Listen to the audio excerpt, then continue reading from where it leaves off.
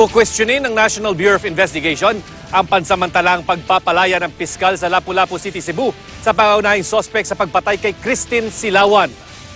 Nitong March 16, inaresto ang 17 taong gulang na sospek na dating nobyo ng biktima pero pinakawalan muna ng piskal. Ayon sa NBI Central Visayas, naghain ng mosyon ng abogado ng sospek para pakawalan siya dahil hindi raw pasok sa kondisyon ng warrantless arrest ang pagka-aresto sa binatilyo. Maghahain ng NBI Central Visayas ng motion for reconsideration. Patuloy rin ang pangangalap nila ng impormasyon dahil ayon daw mismo sa sospek, may iba pang sangkot sa krimen. Sabi naman ni PNP Chief Police General Oscar Albayalde, hindi porket pinalaya ang sospek ay tuluyan na siyang napawalang sala. Nakikipagtulungan daw ang PNP sa NBI Central Visayas. Nitong Sabado, inilibing si Silawan.